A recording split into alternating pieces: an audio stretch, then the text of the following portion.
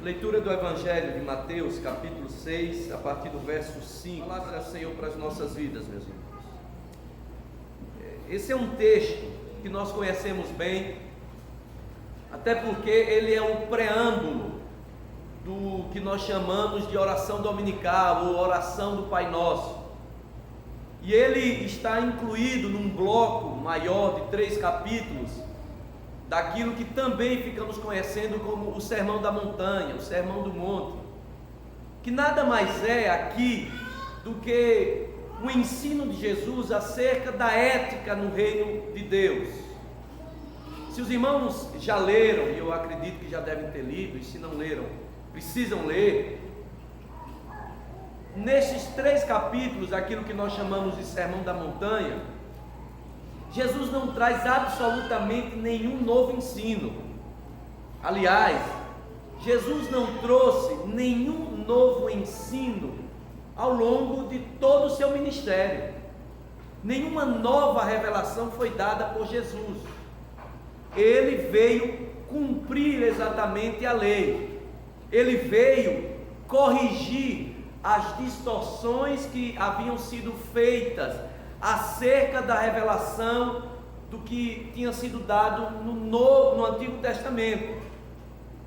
E aqui no Sermão da Montanha, de modo muito especial, Jesus retoma os principais temas dentro dessa ética cristã, daquilo que nós chamamos hoje de ética cristã, e ele vai combater ou corrigir algumas dessas distorções nascidas ali, em especial no período que nós chamamos também período de intertestamentário, aqueles 400 anos antes do surgimento de João Batista ou do próprio Jesus. Aquele tempo, aquele período, foi um período que nós também precisaríamos compreender muito para entender muito daquilo que Jesus falou no Novo Testamento. Durante 400 anos, nenhuma nova profecia foi dada, no entanto, o povo não ficou sem palavra, porque o Antigo Testamento já tinha sido encerrado, já havia sido compilado provavelmente ali com Esdras.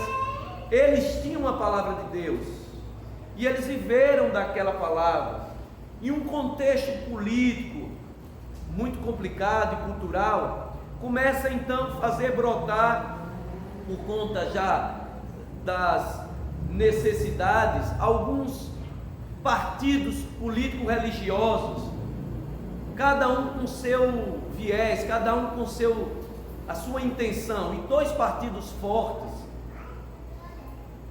nascem ali. Aliás, 3 instituições fortes nascem naquele período de 400 anos. O partido dos fariseus, os separados, que nasceu com uma intenção boa, o retorno às escrituras, a ortodoxia, mas como quase todo movimento religioso, o movimento se transforma num monumento, e aquilo que era apenas um meio se transforma num fim, se transformou num fim em si mesmo. Era o povo mais da ortodoxia. Surge também o partido dos saduceus, que seria mais comparado ao que nós hoje chamamos de liberais. Era um partido mais ligado ao sacerdócio, que era um sacerdócio corrompido já naqueles dias pós-cativeiro da Babilônia. E surge também uma instituição que nós vamos ouvir falar muito, que são os mestres da lei, os escribas. Isso tudo ali naqueles 400 anos de silêncio. Jesus então, no Sermão da Montanha, vai retomando pontos importantes da lei e corrigindo aquelas distorções que esses 3 grupos tinham dado. Mas um grupo era muito forte do ponto de vista doutrinário, do ponto de vista legal. Esse grupo era o grupo dos fariseus, sempre associado aos escribas, tão forte que ele se torna para nós hoje, a partir daquela interpretação que Jesus dá como sinônimo de legalismo. Quando a gente ouve falar nos fariseus, a gente lembra logo, eles eram legalistas. Se tornam também sinônimo de hipocrisia. Quando hoje nós falamos, fulano tal é um fariseu, a gente sabe o que ele quer dizer, que é um religioso apenas externo, de casca, um hipócrita, porque foi Jesus que deu essa interpretação. E aqui, Jesus traz um tema que era um tema muito comum dentro da cultura judaica. Falar de oração não era novo, fazia parte daquela cultura, porque os rabinos tinham esta tradição de ensinar aos seus discípulos acerca da oração. Quando eles ensinavam acerca da oração, eles reforçavam a tradição religiosa que tinha na oração como algo fundamental na vida judaica. Muito bom, até aí. Eles reforçavam a necessidade de comunicação com Deus. Há um engano em muitos achar que foi Jesus quem começou a falar sobre ter a Deus como Pai, sobre ter a Deus como um ser, um Deus imanente, um Deus relacional. Os judeus já tinham essa intenção, já tinham a figura de Deus como Pai, como pastor, como cuidador, como aquele que atendia as suas necessidades, as suas petições. Os rabinos já ensinavam isso. Falar sobre oração reforçava o princípio também da educação espiritual, porque para o judeu orar é parte da vida espiritual, da educação, da formação espiritual dos seus filhos. Falar sobre oração para os rabinos também era uma preparação para a vida. A oração sempre foi ensinada para o judeu como um meio de enfrentar as dificuldades da vida. Tudo isso é perfeito. Jesus não toca em nenhum desses pontos, porque Jesus afirma todos esses pontos como necessários, como são necessários para nós hoje. Quando nós oramos, nós entendemos que estamos mantendo uma tradição bíblica, estamos nos comunicando com Deus, estamos fortalecendo a educação espiritual no nosso lar. Também adotamos a oração como um meio de enfrentamento das nossas lutas diárias. Jesus não toca nesse ponto. E ele silenciando acerca desse ponto significa que eles continuam válidos para nós. Mas Jesus vai bater em um ponto que era central nas orações farisaicas, que era: para quem você ora? Para quem você ora? Qual é a intenção do seu coração?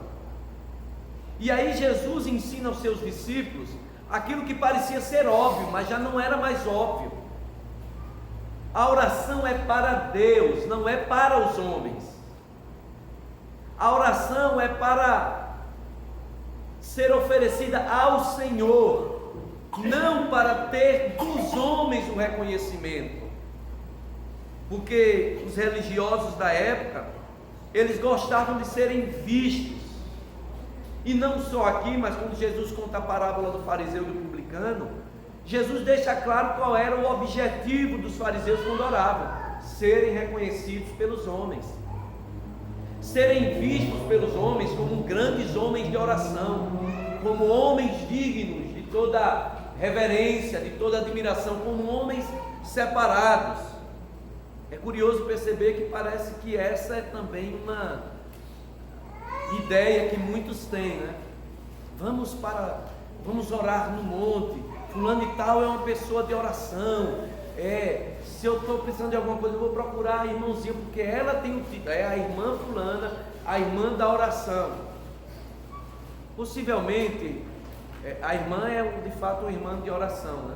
Eu acho que toda igreja precisaria ter pelo menos umas 5 irmãzinhas daquela irmãzinha do coque, que ora muito, piedosa, que teme a Deus, que vive aos pés da cruz. Aquela irmã que se torna uma referência na igreja de conselho.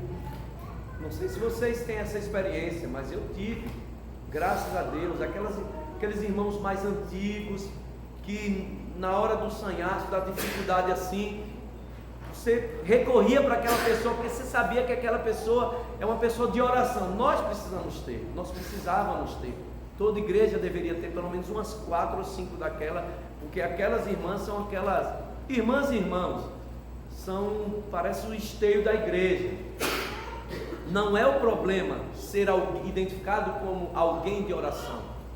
O grande problema são aqueles que usam a oração como um meio de engrandecimento pessoal, e é isso que Jesus vai fazer, corrigindo esta distorção que os fariseus tinham dado à prática da oração. Se para os religiosos o que contava era a admiração e o reconhecimento humano, para Deus o que contava era a disposição do coração, era agradar a Ele. E aí Jesus vai falar sobre entrar no lugar secreto para orar. Quando você for orar, entra no teu quarto, fecha a porta, e o teu pai que vem secreto, ele vai te ouvir e vai te recompensar. Dentro desse contexto todo, o lugar secreto não é tanto um lugar físico.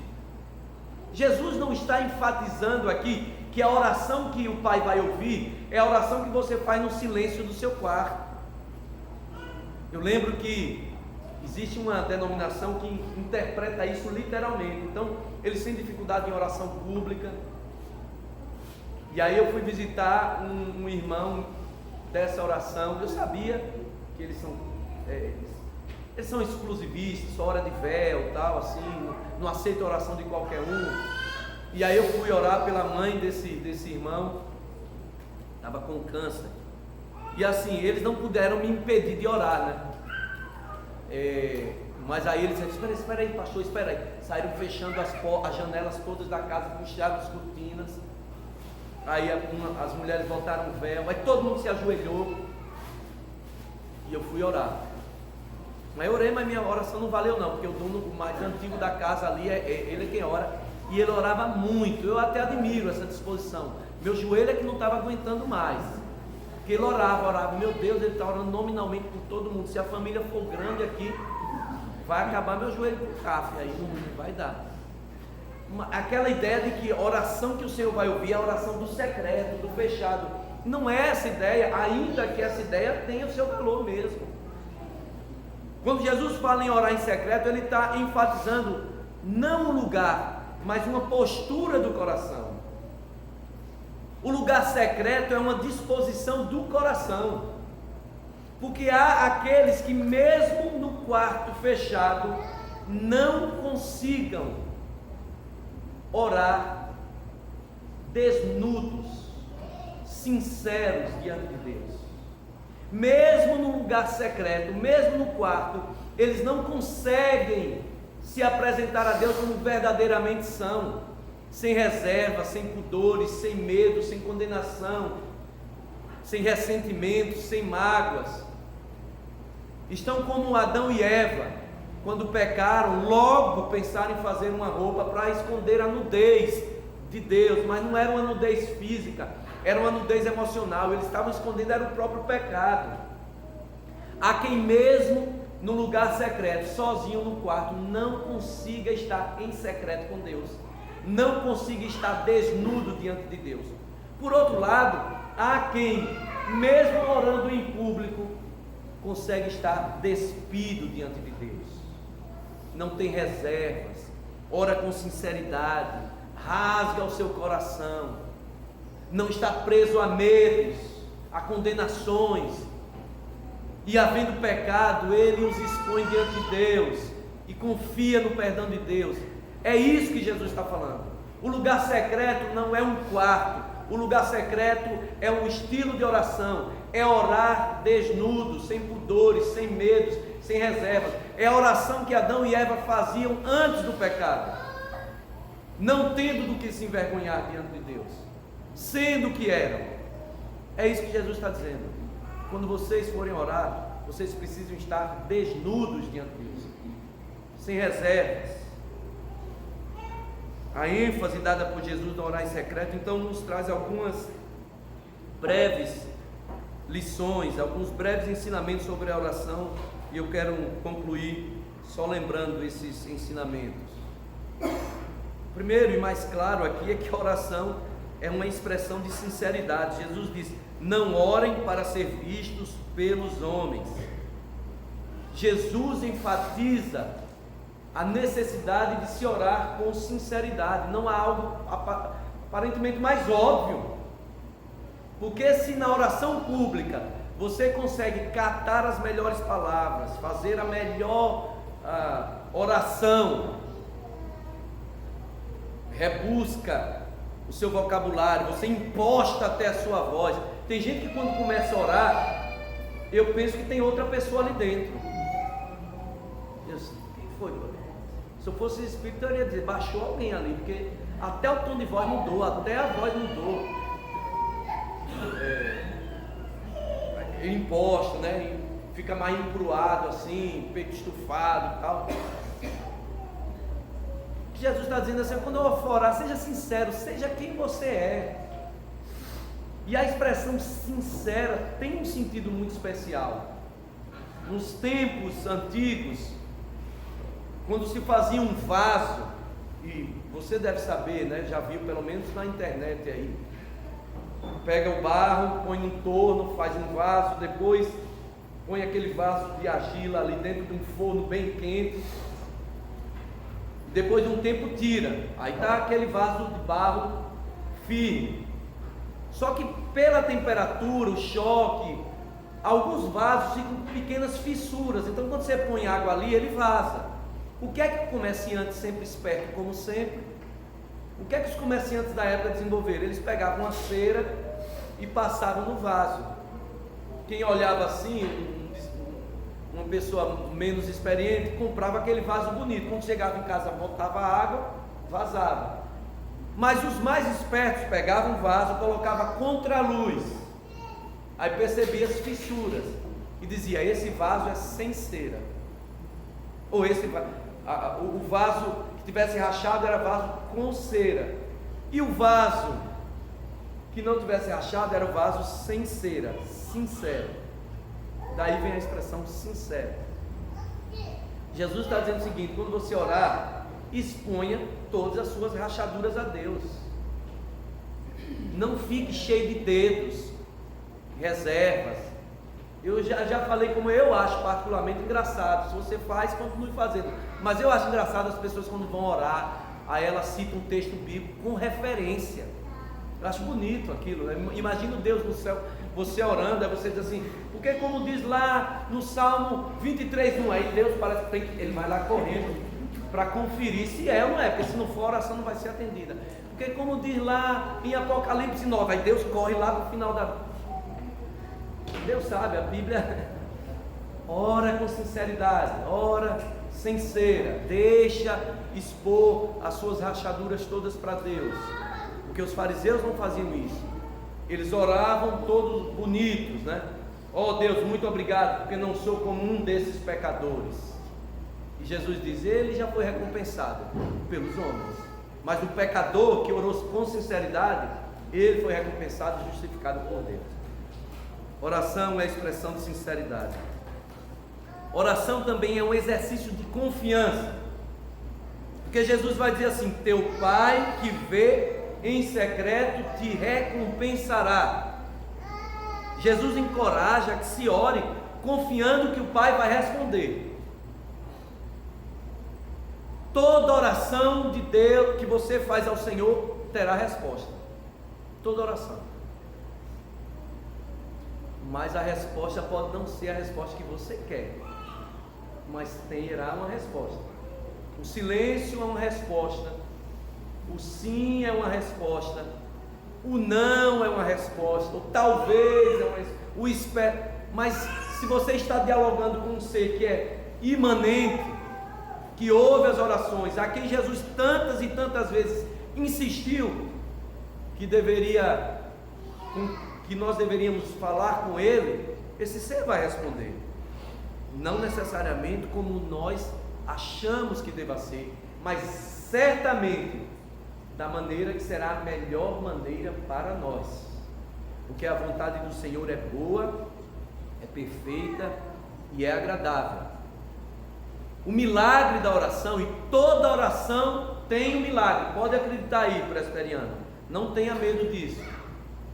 Toda oração vai ter um milagre, mas o milagre da oração é a própria oração, não é o resultado final, porque nenhum ser humano que não fosse dirigido pelo Espírito Santo de Deus oraria. Nós só oramos a Deus com confiança, porque é o Espírito Santo que nos move a buscar a Deus. Nenhum homem busca a Deus se o Espírito não tocar nele e não dirigir ao Senhor. Então ore com confiança. Quando orar, ore com confiança. Quando pedir, peça de todo o coração. Quando bater, bata. Quando for colocar sua demanda do Senhor, diante do Senhor, faça com insistência, faça com persistência. É isso que Jesus nos ensinou. E se você começa a teologizar muito a oração, você entra em parafuso. Não cabe a nós trabalharmos no espectro do mistério, nós só trabalhamos no espectro do que é revelado. E o que é revelado é que ore, bata, peça, insista. E como é que Deus vai responder? Não me interessa. O responder é dele, a nossa parte é orar. Nós costumamos dizer que o presbiteriano é muito bom de oração, quando o tema é teórico, quando vamos fazer teologia da oração, mas muito fraco em oração. Reunião de oração de presbiteriano é o seguinte, vamos lá, reunião de oração, quase ninguém vem, né? E aí abre a Bíblia num tema sobre oração e ele vai dizer, olha, não, porque Calvino orou assim, porque Spurgeon disse assim, porque Lutero, quando tinha pouco tempo de orar, ele acordava 2 horas, porque a teologia sistemática, a confissão de fé e oração é isso, aí foi embora 1 hora, agora vamos fazer uma oraçãozinha aqui, aí a hora vai embora. O culto de oração do presbiteriano é assim. Nesse caso a gente tem que ser mais avivado, como os assembleanos. Se você pedir para ele teologizar a oração, ele não vai teologizar não, mas se você disser vamos orar, eles vão orar. Eles vão orar. E aí a gente tem que orar. Orar é orar, não é teoria. Você não precisa me dizer o que é a teologia da oração, mas se você orar, eu tenho certeza que você terá mais poder do que aquele que só sabe teoricamente acerca da oração. Ore com confiança. Mas a oração também é algo simples. É simples. Jesus diz, não useis de vãs repetições. Jesus está dizendo o seguinte, olha, a oração não precisa ser algo rebuscado, não precisa teologizar a oração, não precisa estar catando as melhores, ore de forma simples. E aí tem sempre aquela experiência, um irmãozinho sempre vai mais novo na caminhada, ele vai sempre estar tímido numa oração pública, porque ele fica tomando como referência, o pastor ora muito bem, o presbítero fulano ora bem, o irmão fulano, e ele vai ficando tímido, porque ele diz assim, eu não consigo orar naquele nível. Não precisa orar naquele nível não, ore como você sabe, é simples. Deus não está preocupado com a forma externa da oração. Quando você fala ali meia dúzia de palavras, Ele está atento à disposição do seu coração. É a simplicidade. Lembra lá da parábola do fariseu e do publicano? Quem orava bonito era o fariseu. O publicano, a Bíblia diz que ele nem tinha coragem de levantar os olhos. Ele simplesmente batia no peito e dizia, ser propício a mim, pecador, ser propício a mim. Era o sincero, era o simples. E foi esse que teve a justificação, que encontrou o favor divino. Ore com simplicidade, mas ore em todo o tempo, é o que a Bíblia diz. Nós precisamos ter o nosso tempo de oração particular, nós precisamos ter o nosso tempo de oração em família. As nossas crianças não vão aprender a orar com teoria. Eles vão aprender a orar quando virem nós, pais, orando. Precisa orar em casa, precisa ter um tempo em casa para orar, ler a Bíblia, mas também nós precisamos orar durante todo o tempo. Está andando, veio alguma intenção ali no coração, lembre e ora. Eu tenho uma prática que eu faço o seguinte: se alguém mandar uma mensagem para mim, pastor, o senhor ora por mim? Eu oro, logo imediatamente que eu tiver um tempo, eu vou ali no lugar, faço oração, porque eu sei que eu posso esquecer, e eu me comprometi de orar, então é melhor orar logo. Eu tive um pastor que ele tinha uma prática assim, aprendi com ele. Ele dizia assim: sempre que eu passo, estou dirigindo, passa uma ambulância assim, com um giroflex ligado, aí ele dizia: oh, Senhor, abençoa aquela pessoa que está ali dentro, ou aquela pessoa que vai ser atendida agora ali. Eu nem sabia quem era. Isso é orar em todo tempo. Você vai fazer uma prova, faz uma oração. Vai fazer uma viagem, faz uma oração. Oração é diálogo, você está conversando com Deus. Não é agora o irmão Andrei vai fazer aqui uma oração, aí ele com essa voz de locutor vai, ora ali e tal. Não, é a todo instante. É a todo instante. Não é um momento mais especial da minha vida, não. É a minha vida. É a minha vida. E por fim, o Senhor ensina aqui que oração é uma questão de prioridade espiritual. O vosso Pai sabe o que tendes necessidade antes que lhe o peçais. Ore, não fique inquieto. Simplesmente ore. Ah, mas as inquietudes do meu coração, as preocupações dessa vida, Jesus já tinha dito: busque em primeiro lugar e todas as outras coisas, porque o Pai sabe do que vocês necessitam, Ele vos acrescentará. Então, oração tem que ser algo como prioridade nas nossas vidas. Você busca primeiro o Senhor. Qual é a primeira coisa que você faz quando abre os olhos pela manhã? Pega o celular. Pega o celular. Você pode ser, né? Para desligar o despertador. Você está inocentado por conta disso. Mas se for assim, peguei o celular, abri para ver meu WhatsApp. Eu tenho quase certeza que muitos, a primeira coisa que faz é pegar o celular para ver, aí já acelera a mente. Quando vai lembrar de orar, quando lembra de orar. Oração é prioridade. Buscar a Deus é prioridade. Dialogar com Deus é prioridade. Meus irmãos, comunhão com o Senhor não é uma vez por mês quando a gente come o pão e bebe o vinho, não. Comunhão é isso, é diálogo, é conversa. Você não tem intimidade com quem você não conversa. Quando você pede alguém para orar e ela não se sente à vontade na oração, é porque ela não se sente à vontade, ela não está à vontade com Deus ao longo do dia a dia dele. Ela ora pouco e você consegue identificar isso. Oração tem que ser prioridade.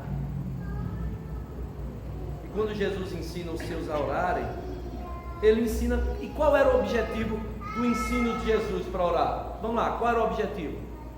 O objetivo final. Podem falar, não é retórica não, podem falar. O que é que você acha? Quando Jesus ensina, e aí 4 pontos aqui. Qual era o objetivo? O que é que Jesus almejava lá no final? Pode falar. Prática. Jesus ensina, mas o que eu queria? Olha, você pode não entender nada não, mas ore, vai orar. Porque ele fazia isso a todo instante. Só ore, não fica muito preocupado não. Ah, porque Calvino disse isso, porque Lutero disse isso, porque Zwinglio disse isso. Esses foram homens de oração. E a sua parte na história aí. Então vamos orar. Vamos orar sempre. Porque é ordem do Senhor. Se ore com coração sincero, de forma simples, de forma confiante, de forma prioritária nas nossas vidas. Senhor, nós queremos colocar as nossas vidas diante do Senhor, apresentando, Senhor, os nossos corações em sincera reverência, sabendo, Senhor, que em nós não há mérito algum, não temos ponto nenhum para acumular com o Senhor. Oramos porque a oração é alimento, nós precisamos dela, nós precisamos estar com o Senhor. Oramos porque temos saudade do Senhor, queremos ouvir a Tua voz, queremos apresentar todas as nossas situações. Oramos porque queremos ter intimidade contigo. Por isso, ó Pai, em nome de Jesus, nos leva e nos desperta a oração, a orar em todo tempo, a orar de todas as formas, a orar em quaisquer circunstâncias, a orar por nós, a orar pela igreja, a orar pelos outros, a orar pelos desconhecidos, a orar. Seja o Senhor propício a nós. Tenha compaixão de nós. Em nome de Cristo Jesus. Amém. Meus irmãos.